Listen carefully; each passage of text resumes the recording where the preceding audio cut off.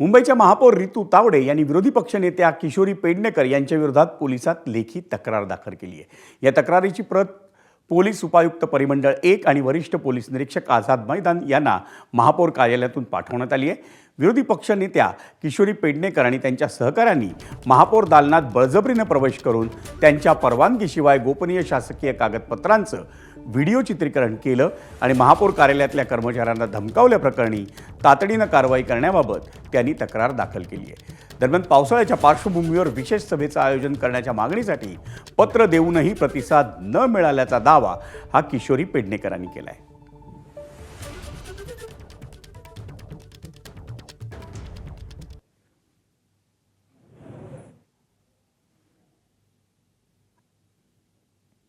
हा एवढा मोठा ऑफेन्स आहे।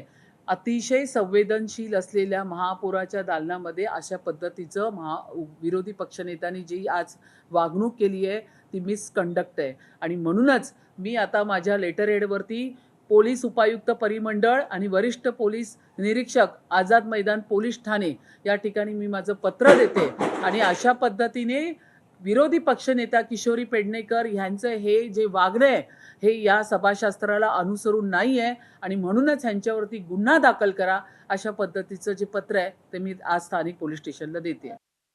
पत्रांची उकल घेत नाही, पत्रांची उत्तरं देत नाही, त्याचं उत्तर कोणी द्यावं? मी तुमच्या दालन म्हणजे जिथे खुर्ची आहे महापौरांची ते बंद होतं। जर तुम्ही आतमध्ये असता तर मी आतमध्ये येऊन त्या स्टाफला बोलवून विचारलं असं। मी फोटो काढलेत, कारण का काढले तर मला डाऊट होताच की हे नेहमीच चौवे खाके बिल्ली चली हज प्रमाणे होणार आणि मी माझ्या पत्रांची उकल घेतली आहे। तुमचं गोपनीय मुळामध्ये महापौरांचं काय गोपनीय असू शकतं? अगदी मुंबईकरांनी ऐकावं आणि सांगावं।